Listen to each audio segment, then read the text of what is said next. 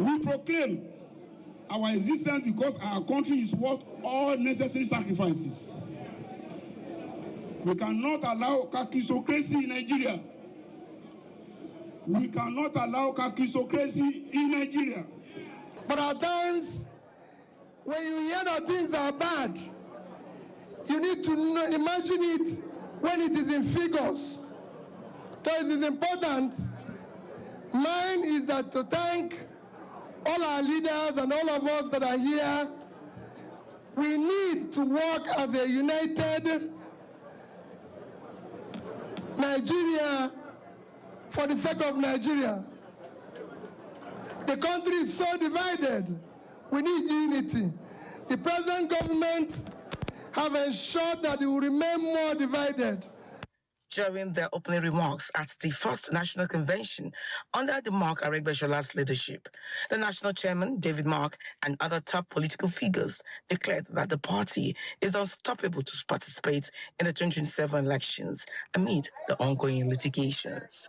Today marks the beginning of our journey to the villa. And all of you here are part of this history. By next year, when we move to the villa, I will remind you again. Then comes the voting to amend the party's constitution.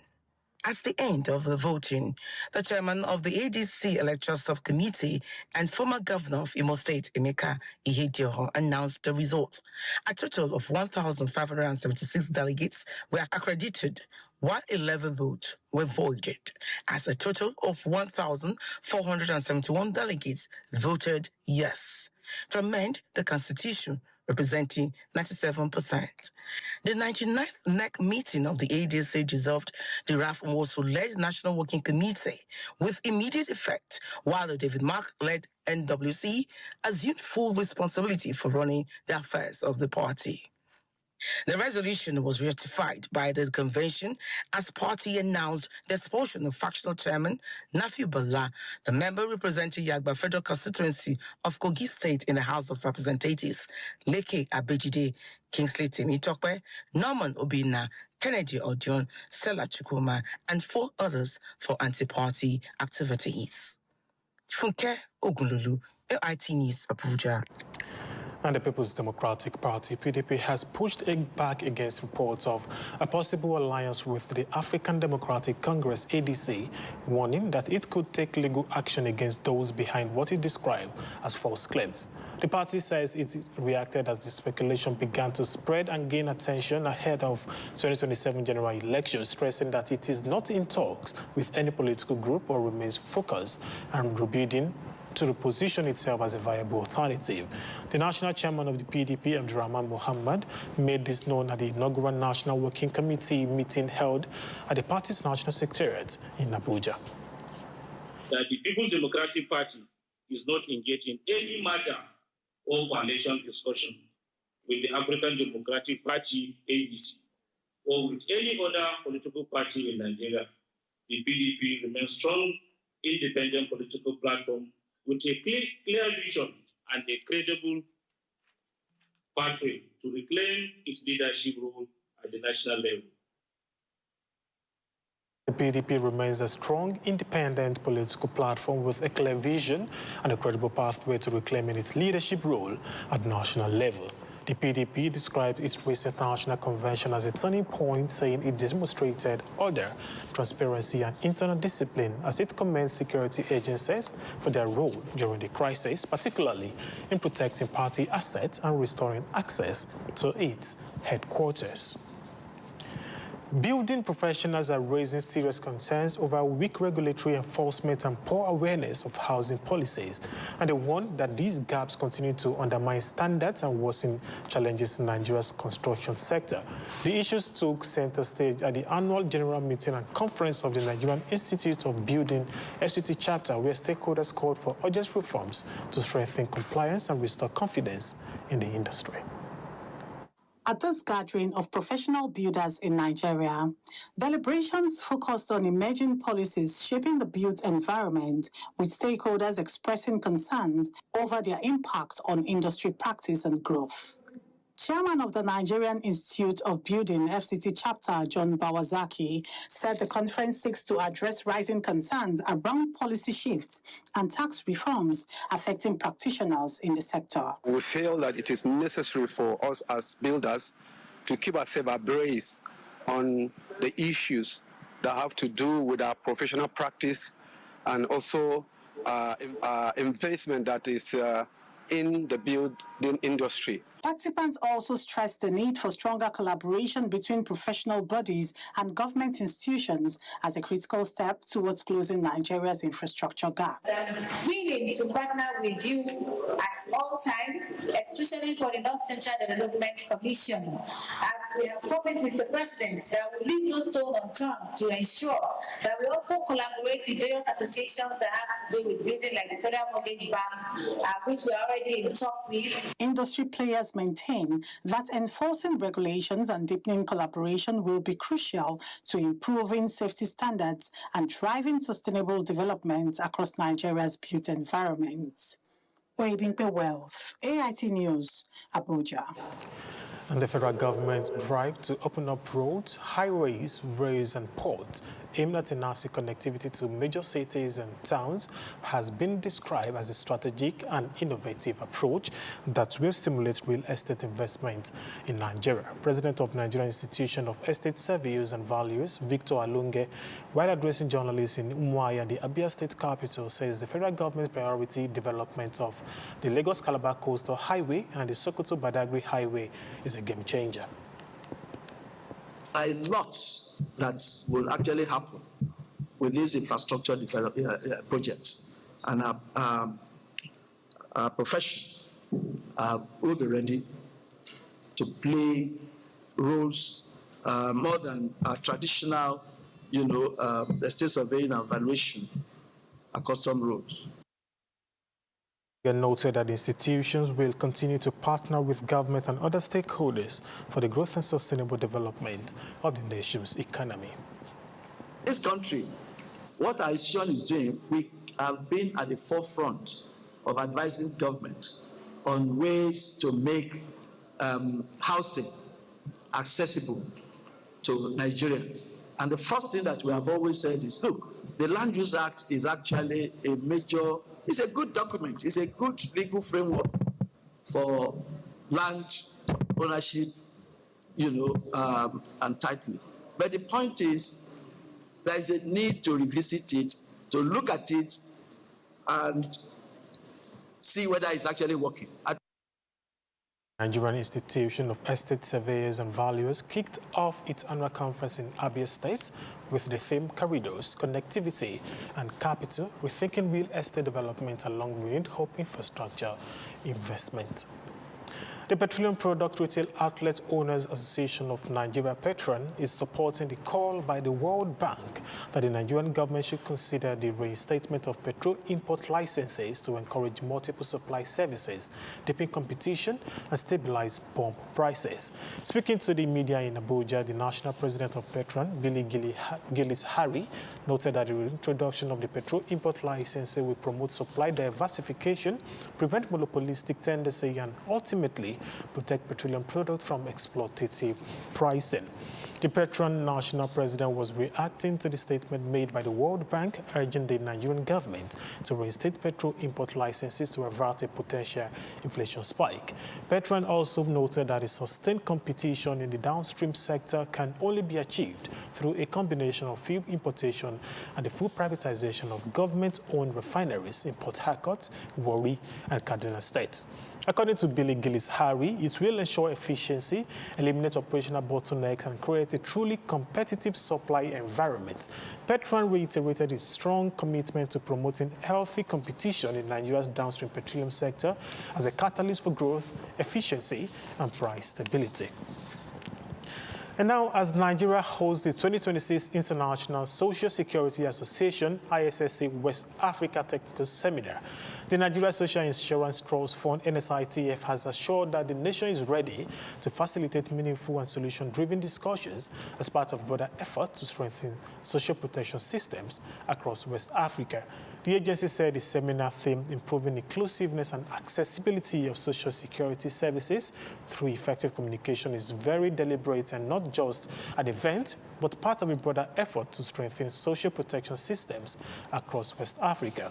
The managing director of the agency, Oluwaseun Faleye, who gave the assurance on Tuesday at a media briefing ahead of the 2026 ISSA West African Technical Seminar due for Abuja next week, disclosed that the fund is set to collaborate with key stakeholders and development partners to entrench social security in workplaces.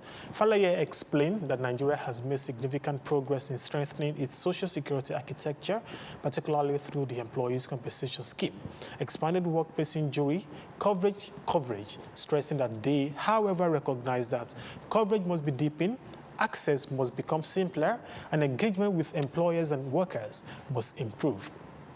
According to the NSITF boss, the question is no longer whether social security is important, but how effectively it is delivering, adding that Nigeria is honored to host the ISSA West Africa Technical Seminar 2026. The seminar is expected to bring together social security institutions, policymakers, employers, and workers' representatives. He stressed that hosting the seminar reflects Nigeria's commitment to continuous improvement and regional leadership, as West Africa shares common structural realities, large informal economies, young and mobile population, evolving labor markets.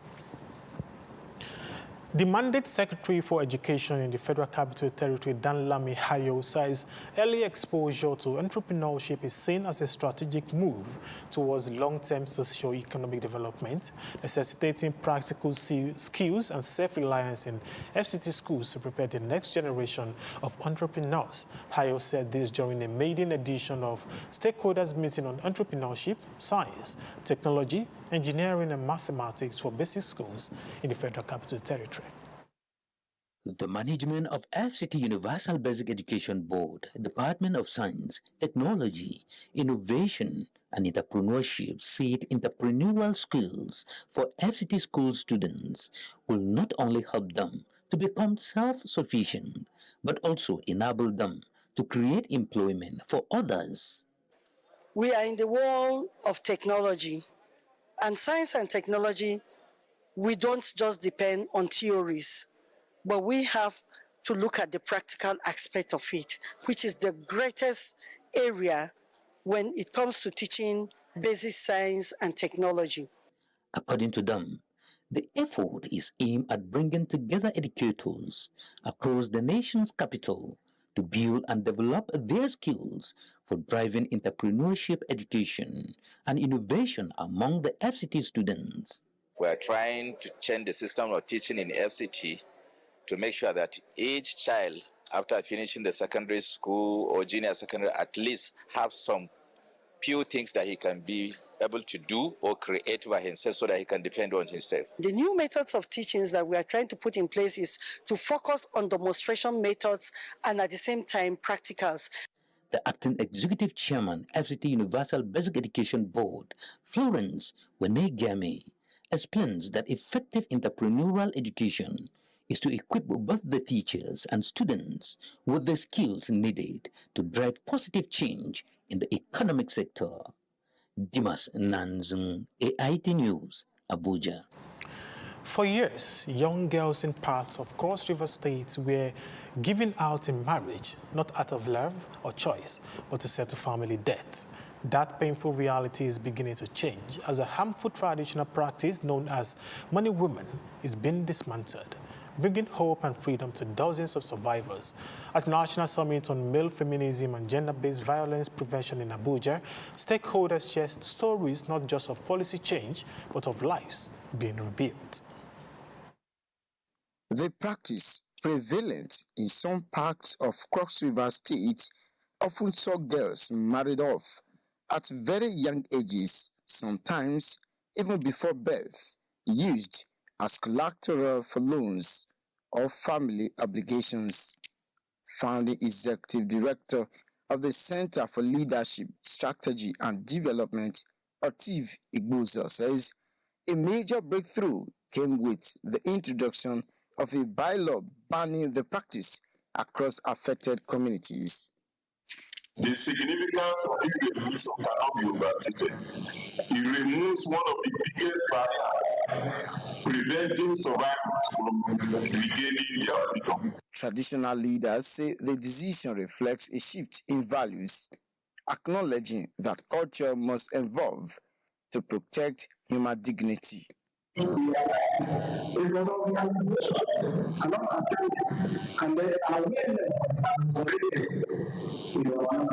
Though sustained dialogue with traditional rulers and community leaders, a new agreement was reached fixing 100,000 naira as the maximum amount required to secure the release of any survivor. And to Kano State, where the governor, Abba Yusuf, has presented a certificate of postgraduate students sponsored by the state government after completing their studies in various universities abroad. He urged these graduates to use the knowledge and exposure gained to support the development of the state. Graduates from universities in India, Malaysia, Cyprus and Uganda are receiving their certificates from the governor Abba Yusuf, many of them first-class graduates under the state scholarship scheme during their undergraduate days. With specializations in medicine, pharmacy, engineering and other critical fields, the governor called on them to translate their expertise into meaningful impact. The knowledge you have gained is not meant to remain on paper. It must be applied to solve problems, to improve systems, and make life better for our people, to ensure that the investment made in you translates into real development for our state. Governor Yusuf assured them of possible employment in the state civil service, especially in sectors where their skills are most needed. Government remains committed to supporting all of you and creating job opportunities for you, where your skills will be fully utilized. We have also absorbed 24 graduates from Symbiosis University in India, as well as 39 pharmacy graduates from October 6th University. For the state's chief executive, the government is already profiling another batch of students for foreign scholarships, targeting those with first-class honors. Enemona Ocheme, AIT News, Kano. Cross River State Governor Basi Otu has expressed optimism that sustained intervention by the Niger Delta Development Commission alongside strengthened legislative oversight will transform the state infrastructure landscape and stimulate economic growth. Governor Otu made the remarks while receiving members of the Joint National Assembly Committees on NDDC during a courtesy visit at the Executive Council Chamber in Calabar. The delegation of the Joint National Assembly Committees on NDDC, led by the Senate Committee Chairman Asukwo Ekpeyong, alongside the House Committee Chairman Eriatake Bori and the Managing Director of the Commission Samuel Igboku, was in Calabar on an oversight of ongoing projects by the NDDC. Governor Basi Otu, while receiving the lawmakers at the state executive chambers of his office, said the increasing collaboration between the state government, the National Assembly and the Development Agency is already yielding visible results, with ongoing projects expected to drive inclusive growth across communities. Cross River State, over the past 600 years, has been an evacuation corridor. And if you rub off some roads, then economy cannot function. It is those road arteries we rely on. Chairman of the Senate Committee on NDDC, Asukwo Ekpeyong, described the visit as a deliberate effort to ensure that projects executed by the Commission are completed, functional and very impactful. We pay particular interest to the road interventions in Akankpa. Now, over several years, the road has deteriorated completely. And last year, in August, the governor asked that the Niger Delta Development Commission intervenes on that road. The visit is part of ongoing effort by the National Assembly to strengthen oversight of development projects in the Niger Delta region ensuring that interventions translate into measurable impact. In Emesat Ifyo, AIT News, Calabar. Senate President Godswill Akpabio says the current wave of insecurity in Nigeria is politically motivated and aimed at distracting President Bola Tinubu from delivering on his mandate. Akpabio stated this on Tuesday in Abuja during his remarks at the official commissioning of the Nigerian Revenue Service corporate headquarters by President Tinubu. According to him, this insecurity being witnessed across parts of the country is being deliberately sponsored by political actors.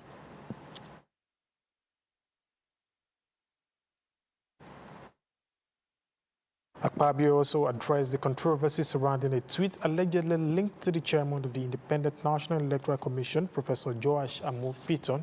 The development has sparked reaction from the African Democratic Congress, whose leadership has called for the chairman's removal. Akpabio, however, urged restraint, noting that due process should be followed in resolving the matter. The Benue State Governor, Yansif Alia, has directed security agencies to immediately commence coordinated operations to dislodge armed-headed terrorist camps.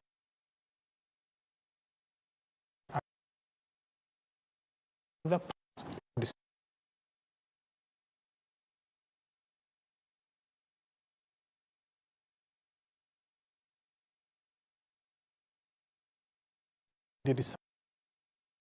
became necessary due he described as unacceptable and increasingly hydra-headed. He noted that these criminal elements have exploited forested areas as operational bases to launch attacks and must be flushed out with delay. Governor Alia reaffirmed that protection of lives and property remains the foremost responsibility of his administration. He has therefore mandated a sustained intelligence-driven security crackdown aimed at neutralizing all threats and restoring confidence among citizens, particularly in the affected local government areas. And Nasarawa State Governor Abdullahi Sule has called on communities in Udege, Nasarawa's local government area, to uphold mutual respect and peaceful coexistence. The governors appealed to the Afo and Fulani communities during the visit to the area following the crisis is a decisive move to reinforce peace after recent unrest. Governor Abdullahi Sule distributed relief materials and cash support to affected families of Afo and Fulani communities to ease the hardship brought upon them by the recent clashes and strengthen reconciliation efforts. Governor Sule commiserated with the affected families, emphasizing the long history of harmony between the Afo and Fulani communities.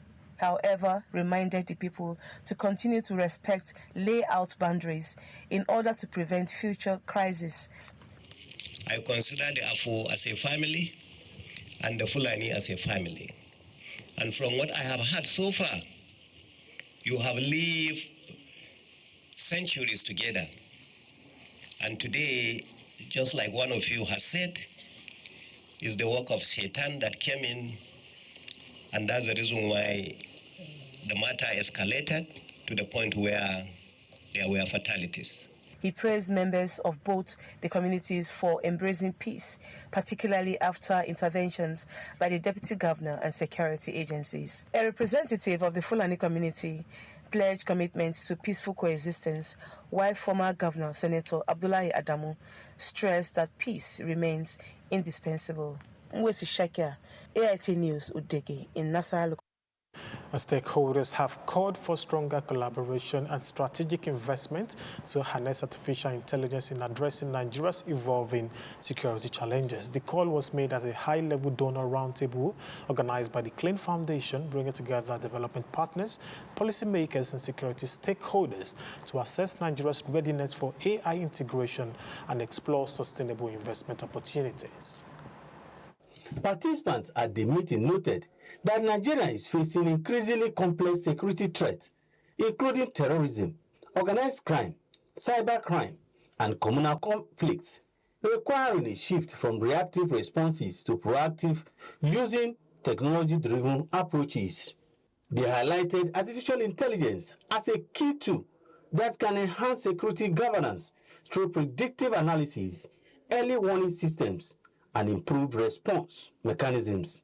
In the context of Nigeria today, and with the challenge we have in the area of insecurity, there is the need to begin to get away from the traditional way, scale it up to the point that there is this help that we'll be getting from technology. Issues of data protection, accountability, and human rights were also identified as critical areas that must be addressed as Nigeria moves towards integrating AI into its security architecture.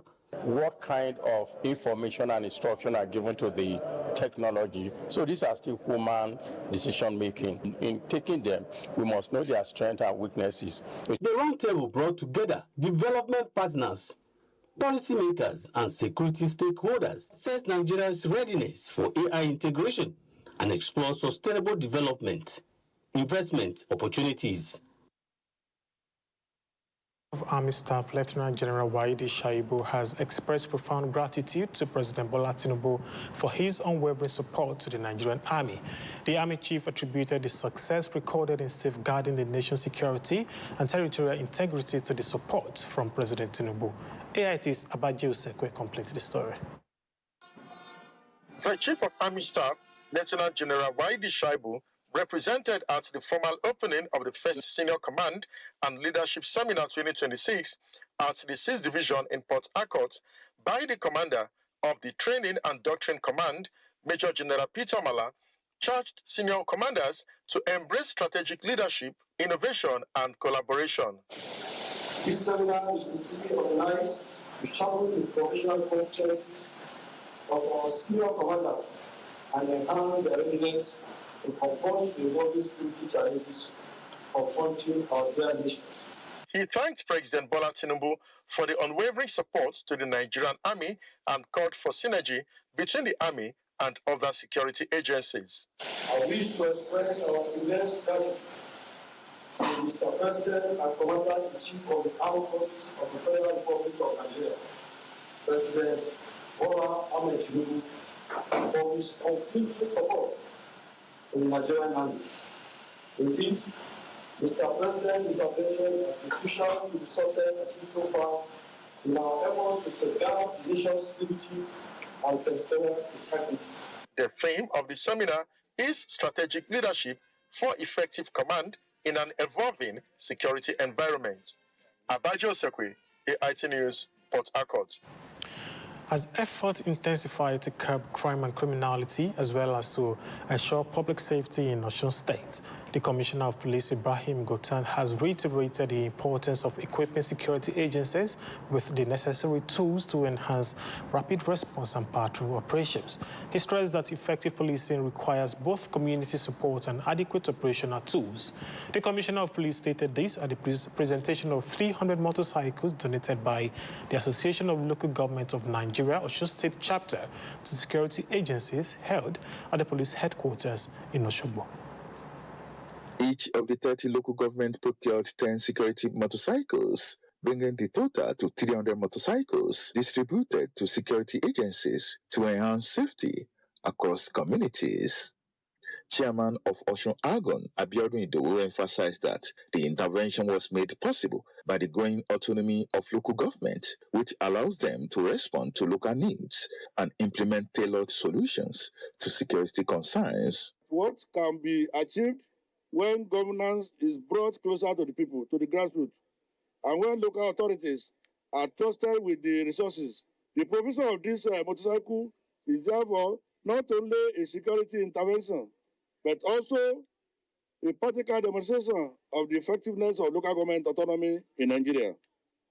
The Commissioner of Police in the state, Ibrahim Gonta, described the gesture as timely, noting that it would significantly enhance operational capacity, particularly in hard-to-reach areas, improve patrol coverage, and ensure faster response to security situations. On behalf of the Nigerian Police Force, the Inspector General of Police, and other security agencies present here, I sincerely thank Argon for this thoughtful, impactful intervention.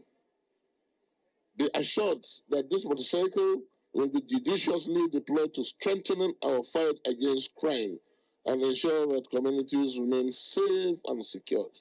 Out of 300 motorcycles, 90 were allocated to police, 60 to the Department of State Services, 60 to the Nigerian Security and Civil Defense Corps, while 30 each were given to vigilante groups, hunters, and local community security outfits, or Latter-day or largely AIT News or Shobo.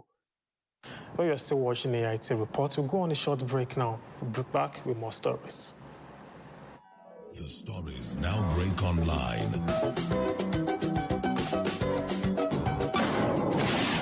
Don't miss anything from our real-time updates and exclusive content. Follow and participate in discussions on live TV studio programs to shape the narratives. Subscribe, engage, and share from AIT.live at AIT_online on X, AIT Online on Facebook, Official AIT Live on Instagram, TikTok, and Threads on YouTube. Stay connected with AIT. On air, online, on live. Many thanks for still being there with AIT. Moving on now, the socio-cultural group Ethnic Youth Leaders Forum has described the recent ruling of the Federal Capital Territory High Court, Abuja, which dismissed a suit seeking to halt and restructure the renewal of the nation's pipeline surveillance contract as a demonstration of commitment to national development. The court, presided over by Justice Bello, delivered the ruling in a suit instituted by the registered trustees of the People's Well-Being Association with the claimant, seeking an interim injunction restraining the federal government and NNPCL from renewing or continuing with the pipeline surveillance contract. Refusing the application, Justice Bello held that granting such reliefs would be inimical to national economic stability, warning that it could create a dangerous vacuum capable of triggering increased oil theft and significant revenue losses. Reacting to the development, the Ethnic Youth Leaders Forum, in a statement by its deputy spokesperson, Mirabel Ashara, described the ruling as a major victory for national security and economic stability, noting that the judgment has effectively dealt a fatal blow to crude oil thieves, pipeline vendors, and their sponsors who have continued to undermine efforts aimed at safeguarding Nigeria's critical oil infrastructure. The Federal Ministry of Finance Nigeria says the global economy is at a critical juncture, with emerging and developing countries facing multiple challenges, including geopolitical tensions, tighter financial conditions, and climate-related risk. In a press release, the ministry noted that Nigeria, as chair of the Intergovernmental Group of 24, is leading discussions aimed at strengthening collective responses to these pressures. According to the statement, key issues under considerations include boosting global economic resilience, reforming the international financial system, particularly IMF quota and governance structure, and expanding access to development financing. The ministry adds that participants also examined rising debt vulnerabilities, the need for improved debt resolution frameworks, as well as strategies to support job creation, inclusive growth, and long-term economic transformation. It further states that Nigeria remains committed to building consensus among member nations, strengthening multilateral cooperation, and advocating a more inclusive and effective global financial system that supports sustainable development. The 2030 round of the international census cycle is officially underway, spanning from 2025 to 2034. Nigeria, however, completely missed out on the previous 2020 round after the indefinite postponement of the 2023 National Population Housing Census. While many countries are already advancing with their activities for the new 2030 cycle, discussions around Nigeria's actual headcount date appear stuck in the planning phase. In this report, AIT's Haza Kodi examines the prospect of Nigeria finally conducting a credible census to secure its democratic future. Nigeria postponed its highly anticipated national population and housing census twice in 2023.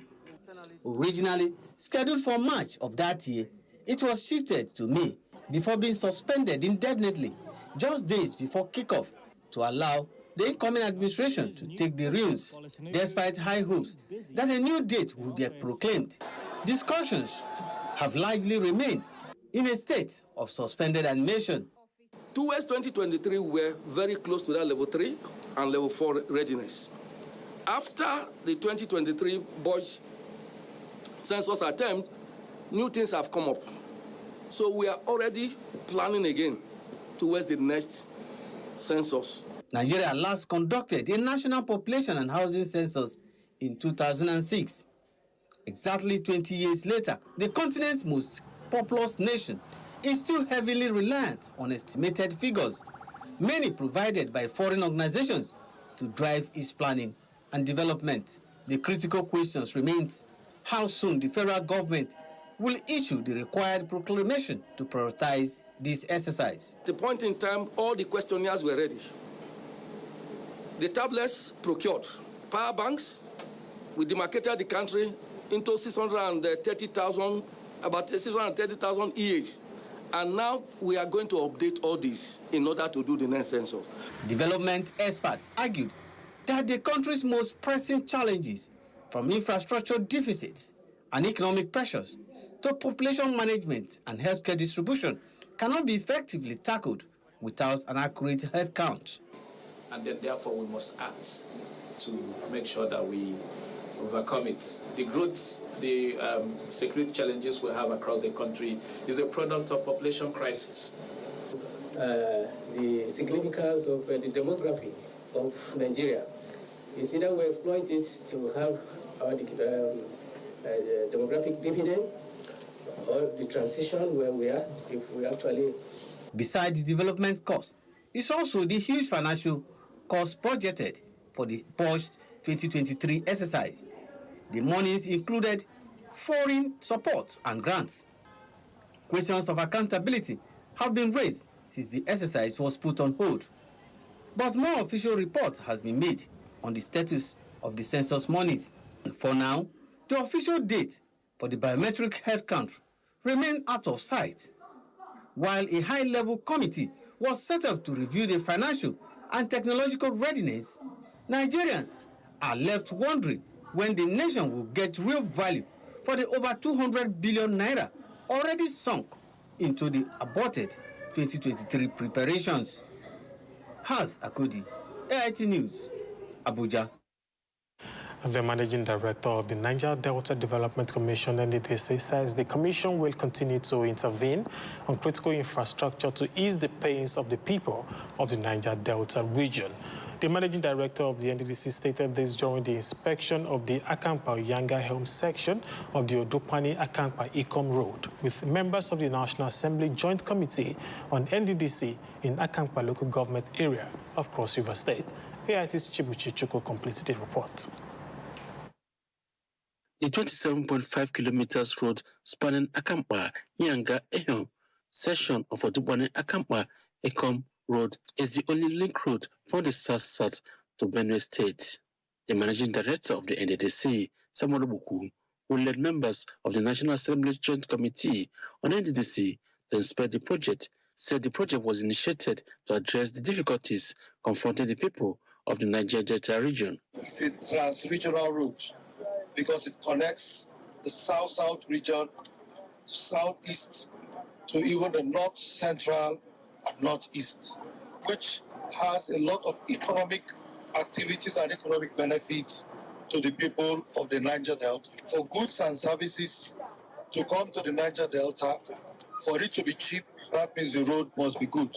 The Chairman Senate Committee on NDDC, Asungwe Ekpeyong, commended the NDDC for its intervention and for achieving 17.5 kilometers of the road within a short period. This all-important road was in a state of disrepair. Vehicles could hardly move on this road. A journey of 1 hour that it took us today was taking about 3 hours. People were being kidnapped on this road. The project, when completed, will help reduce 1 hour loss and ease movement of goods and services. Chibuchi Chuku, AIT News, Akampa. The late social crusader and the king of Afrobeat music, Fela Anikulapo Kuti, and Nigerian-British singer and songwriter Shadi Adu have been inducted into the 2026 Rock and Roll Hall of Fame for their laudable influence and contributions to the global evolution of music. The inductees were announced by Judge Lionel Richie and host Ryan Seacrest during the annual Hall of Fame reveal segment on American Idol. With this laudable feat, Shadi Adu and the late Abamieda Fela have made history as the first Nigerian artist to receive the honor. Fela was recognized in the early influence category, while Shadi Adu was inducted into the performer category. Legendary British music manager and author who managed Fela's music in his lifetime, Ricky Stein, has also shared the news on his long-term friend's feat. The induction ceremony for the 2026 Rock and Roll Hall of Fame is scheduled for November 14th at the Peacock Theater, Los Angeles, California, in the United States. And up next on the IT Report is Sports Track. The stories now break online.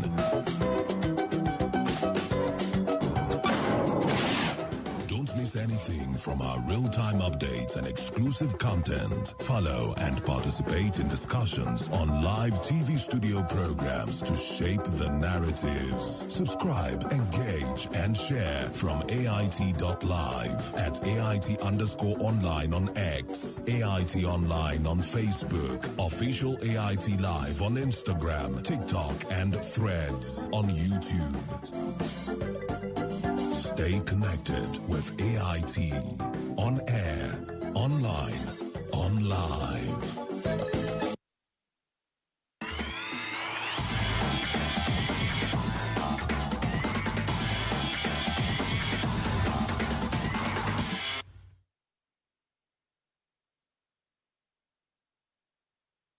Welcome to Sports. I am Simishma.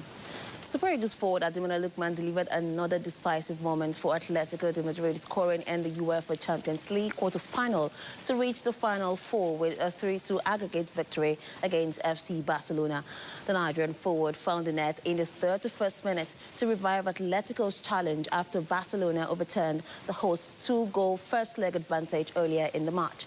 Diego Simeone's side returned to the semi-finals for the first time since 2017, holding on against the La Liga champions in a compelling and bloody battle. Barcelona ended the game with a 10-man as Eric Garcia was sent off for bringing down Alexander Scollett, hampering their chance of finding a third goal for the first to force an extra time. Atletico, who have never won the competition, lost to the 2014 and 2016 finals with Simeone at the helm, will face Arsenal Sporting Lisbon in the semi-finals.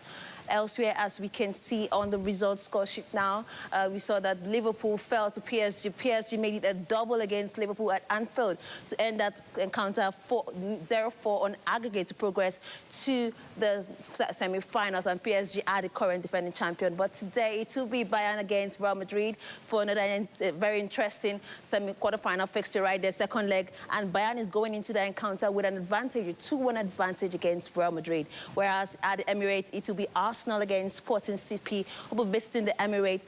Arsenal has one new advantage in the first leg as they defeated Sporting at home there in Portugal, taking that lead into the Emirates later this evening. We'll see how it pans out. But as it stands, it will be either PSG against Bayern or Real Madrid, and Atletico Madrid against Arsenal or Sporting CP. All of details of this will come as the results unfold later this evening. But moving away from other stories now, concerns are mounting over the readiness of Nigeria's Super Falcons ahead of the 2026 Women's AFCON in Morocco. Team captain Rasheedat Ajibade has criticized the lack of friendly matches, raising concerns about the team's preparations for their title defense. AIT's Lai Lawal spoke with chairman of Benue State Football Association, Paul Ade, who shared his thoughts on the issue. Super Falcons captain Rasheedat Ajibade's post on social media, where she shared a private conversation with an insider in the NFF, openly criticized the manner women football is handled in the country. Ajibade also questioned communication between players and the Nigerian Football Federation, describing the situation as inadequate ahead of the tournament. The NFF says securing friendlies has been difficult following withdrawals by Cameroon and Cape Verde. I would not want to speak for the Federation, but I believe that it must be a justifiable reason. And more so, these girls are equally playing in the various leagues across the world. You would agree with me that their league period or season is continually on as we speak. So it's beyond what meets the mind. But I think also that having these girls begin to train, particularly the fusion of the home-based players and the international players, they need to understand themselves. So it's very important. The Super Falcons are defending champions, having come from 2 goals down to beat Osun Morocco last final and secure a record 10th title. Nigeria is in Group C of the 2026 AFCON alongside Zambia, Egypt, and Malawi. Lailawal, EIT News Abuja. And Delta State Governor Sheriff Obori has reaffirmed his administration's commitment to quality delivery and strict adherence to contractual agreement in the ongoing reconstruction of the Warri Stadium. Governor Obori, who was speaking during the inspection of the facility, expressed dissatisfaction with the slow pace of work. AIT's Adiri has details. Inspecting the Warri Stadium, Governor Obori expressed optimism that the upgraded stadium will be capable of hosting major sporting events. You can see that the president here, NFA, have said it that they confirm it. His Excellency Shaibu has also confirmed it. Amaju, Amaju has passion for sports. For the people who have done need assessment and we know what they want. People have worried, they're happy. Everybody's happy. But we believe that the work is going on well. For issue of saying the work is nice or one thing, I've said the grass is good. While raising concerns over the slow pace of work, Governor Sheriff Obori cautioned the contractors on substandard project delivery. We do the first few ones, and if the place picked up, we can always decide for all these months. We can't just be altering the contract.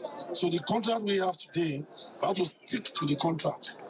And I've seen the work, and before I even came here, I told the contractor that the cladding is not the one we need.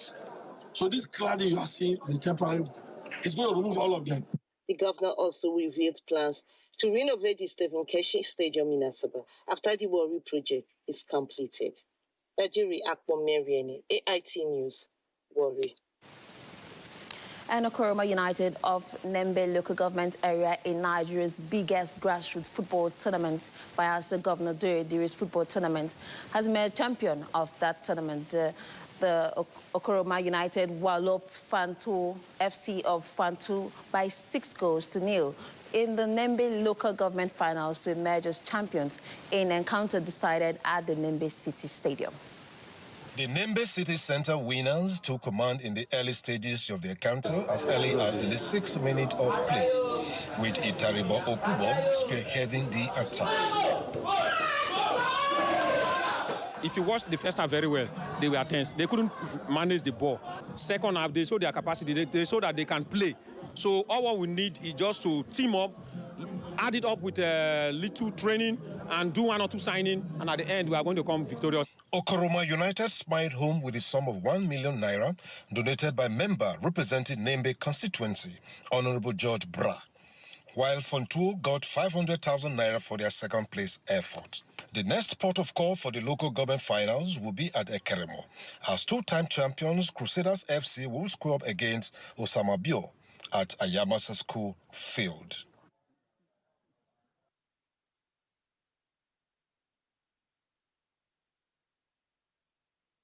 And the camp of the Nigeria senior judo team received a big boost following the visit of the Director General of the National Sports Commission, Bukola Ologbade, ahead of the forthcoming Africa Senior Judo Championship in Kenya. The DG and his team visited the players in training and reassured the team of the government's full support as they intensify preparation to fly the country's flag in Nairobi, Kenya, later this month. The DG reaffirmed the Sports Commission's commitment to ensure that no stone is left unturned as the team prepared to adequately for the tournament. Captain of the team, Kehinde Aremu, while thanking the Director General for the morale-boosting visit, added that the visit has further put more fire in their belly to go to do the Nigeria proud. The Africa Senior Judo Championship holds from 20th of April to 29th in Nairobi, Kenya. And our sports track on AIT Reports. Thanks for watching. I am Simbishima. Thank you, Sembi. And moving on to other stories now. Taraba State Governor Abu Kefas has commended the federal government's move to establish a livestock academy in the state and also assured of the state government support for the initiative. The governor was speaking in Jalingo when he received Nigeria's Minister of Livestock Development at the T.Y. Danjuma House. The visit by Nigeria's Minister of Livestock Development alongside investors from the United States of America and Ireland was preparatory to the establishment of a livestock academy in Taraba State. According to the minister, Taraba State was selected for the project due to its large-scale livestock farming and investor-friendly environment. The minister lamented that pastoralists in the country have continued to depend on crude methods of livestock production despite the advancements in the field. Other components of the initiative are the modern techniques for dairy and beef production and also partnership with the Taraba State University. However, to run livestock, ranch, dairy is a business. You need to go to school. That is where sustainability is assured. That is where investors will have confidence. The minister was received by Governor Abu Kefas, who highlighted that the state is the home of livestock and the decision to establish the Livestock Academy in the state is a step in the right direction. The governor commended President Bola Tinubu's show of passion for the project and thanked the heads of security agencies for their efforts. What Nigeria needs in terms of livestock, Taraba is the home of livestock. Governor Kefas added that he is confident that the federal government's delegation, led by the minister, will effectively deliver on the project. Lamini Chuye, AIT News, Jalingo. The former Ekiti State Governor Ayodele Fayose on Tuesday renewed his claim that Oyo State Governor Seyi Makinde is plotting to remove the Olubadan of Ibadan land, Oba Rashidi Adewolu Ladoja. Fayose made the renewed allegation despite the previous denials from both the Oyo State government and the palace of the Olubadan. Fayose, in a statement posted on his official X account, advised those who are still in doubt of Governor Seyi Makinde's plot to remove the Olubadan of Ibadan to keep their fingers crossed and follow unfolding events. And I stand by what I've said. Nobody in this country, I stand to be corrected, has ever said what Fayose said has been contradicted by his new actions over time. So whatever I say is either I have the right information from the source or I am privy one way or the other to certain activities. Let me say it again. Makinde, the current governor of Oyo State, has an agenda to remove the Olubadan of Ibadan land. Whether it will now fly, whether it will happen, it's another story. Because during this week, and let me say to you, I told someone I don't want to mention here, that incident of coronating people in their absence, I said it before those actions took place. And they told me it's not going to be possible. And it actually happened, coronating people behind them. And again, I said it over time that Governor Makinde got 15 billion naira. It was firmly denied by his commissioner at the time. But eventually, when I provided the evidence, they accepted that they took 30 billion. All those ones are history. Again, this one, the activities that followed my revelation, that Olubadan will have been queried this week. Fayose insisted that the recent accusations against the monarch were part of a broader plan to justify action against him, adding that claims of partisanship against the monarch were part of the orchestration to prepare grounds for the Olubadan to be queried. The renewed claim comes amid fresh political tension in the state as the chief whip of the Oyo State House of Assembly, Gbenga Oyekola, distanced himself from alleged moves by some lawmakers to impeach the governor. And that is the AIT report for today. I am Olamide Arroyo. Thanks for staying with us.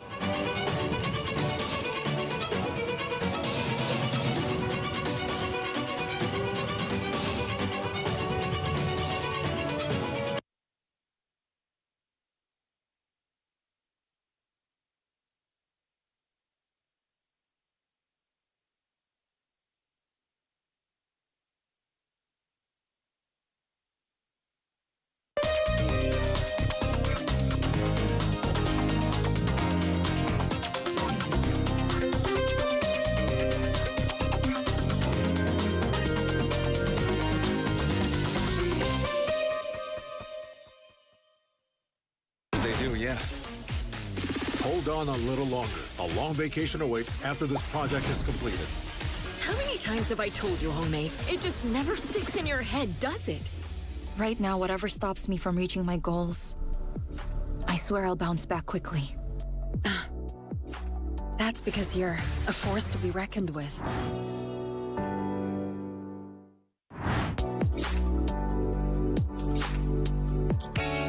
Enjoy the best of African musical videos.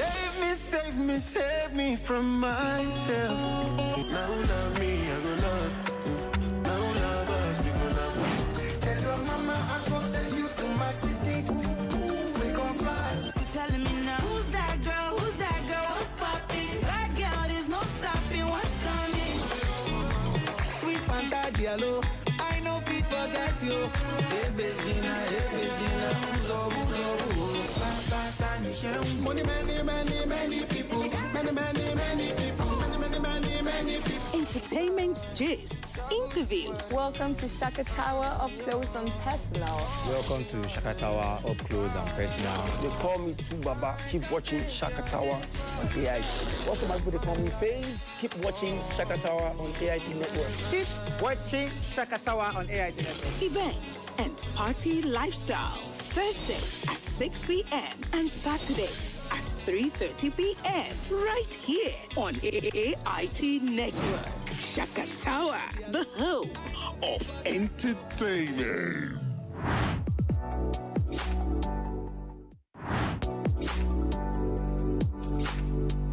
So make a notebook. Yes, so I can do this thing well. Wallahi, so Tanya, as I just put my hand for your laps, the pen don't go. You go. I feel like if you're the one communicating with them, it will be smoother.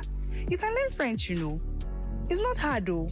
Did I ask you to check for the safety of the house? Or did I ask you to stay in the house? Calm down now. I only left for less than 5 hours. I came back and everything was good. So, Tonya, you're wicked, though. How far the assignment? Everything go well, madam. I come this house exactly 12 o'clock. I did this house. Good. So, what happened?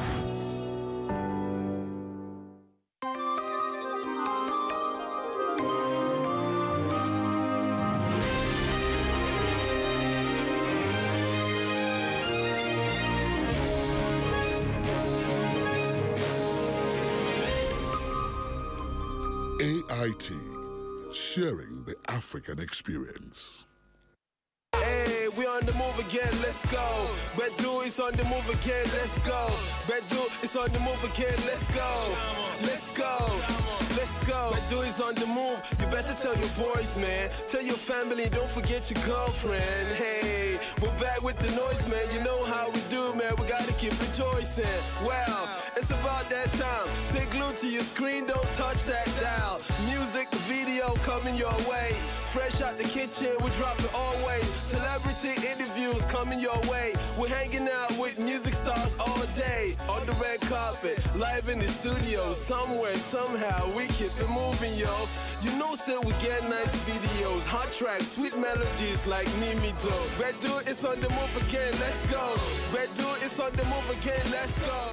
All right, this is where we get to wrap up the show. I hope you enjoyed yourself. I definitely had a swell time. And of course, this is me saying thank you for being a part of the show, allowing us to be a part of your life, and of course, being a part of ours. All right, till we come away same time next week when we get to bring to you another fantastic edition of Bedu on the Move. My name remains unchanged. I am Olarewa Jowosheni, and you can call me the radio boss. All right, feel free to interact with us on social media platforms pasted on your screen. You could also text or WhatsApp the number that is on your screen. Let us know your name, where you are texting from, where you are watching from, and what you love to see on your screen. As regards your contributions and your suggestions, you could also forward us a mail, beduonthemove@gmail.com.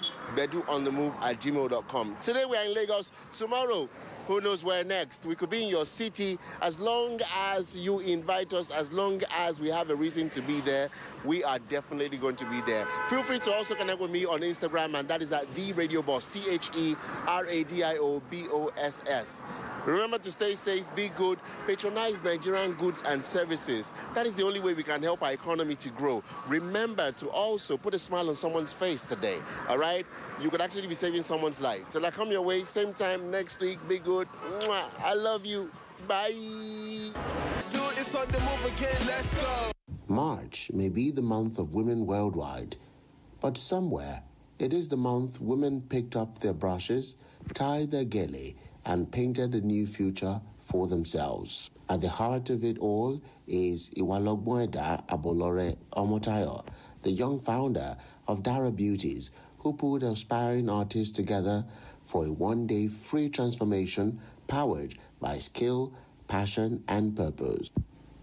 Setting the tone for the day, keynote speaker Omolola Fale kept it real, reminding every participant that talent is only the beginning. Focus, consistency, and intentional growth is the real magic. With beauty veteran Bimpe Onokoya taking things deeper, she broke down the business side of glam and the secret sauce for the long-term success. I want people, especially makeup artists, I want them to know that there is more to being a makeup artist, because I tell people that as a makeup artist, there is a lot of profession that you embody in the sense that as a makeup artist, you are a therapist, you are a doctor, and you're a surgeon. People in the industry that have benefited from this platform and they are doing so well in the industry, that is how they make their own living.